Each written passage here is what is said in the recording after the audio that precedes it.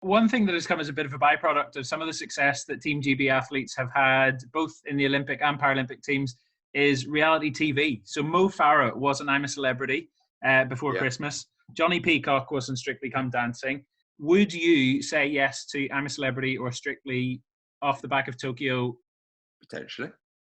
Which one would you go for? Would you go for I'm a Celebrity? Possibly. I'm quite one that doesn't like taking much time off training, so I'm not sure how I would cope with that aspect.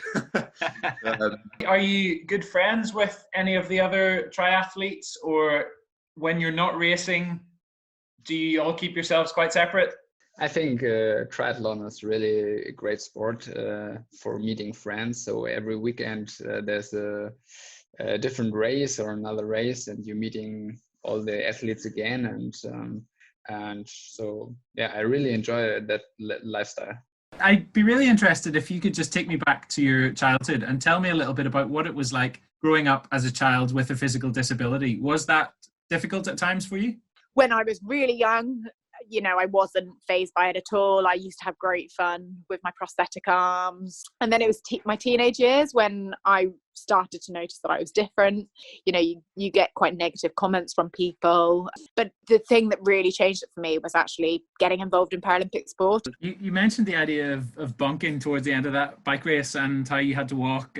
Talk people through that who maybe haven't been in that position before. What is going through your head when you're so far into the red? What's that? Yeah, it's pretty horrible. So you've just got no energy levels. Your vision's narrowing. You just putting one leg in front of the other is a struggle.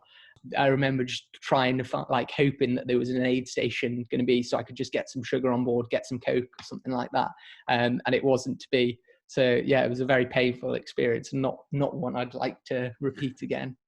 And it was sort of Alistair and myself, Gomez, standing on the start line. And Alistair turned to me and just told me no fighting. And I was like, don't worry, I'm not going to cause much trouble here. And I dive in, and Gomez had a faster start, and I was maybe on his hip and Alistair was on my hip. Let's just say probably wasn't too keen that someone was between him and Gomez, and he was probably going to man mark him. And he just punched my goggles off my face. So it's been a long time. It's been 16 years since I lost my leg, which is kind of crazy. But I think back at all the things I have done, the people I've met, the opportunities I've had. I mean, I wouldn't be I'm a very proud Paralympian. I wouldn't be a Paralympian. I wouldn't have my bronze medal. Who knows if I would have met my husband and had my two amazing kids. I'm still very much a proud American, a proud amputee. I'm proud of that I wore the uniform. I have definitely done more with one leg than I ever would have done with two. How do you keep yourself going when your body wants to give up on you?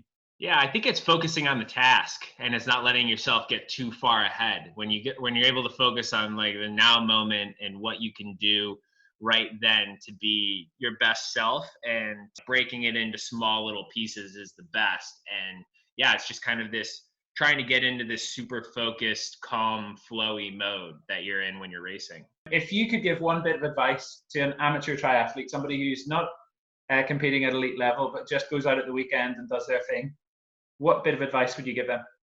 Don't be too competitive. Do your training, have fun during the races, and having fun means, go all out, do your best on the races, but at the same time, just don't focus too much on goals. Then just take it easy. Just go with your friends. Just go on your Sunday rides and stop for a coffee, and be open to what experience triathlons might give you.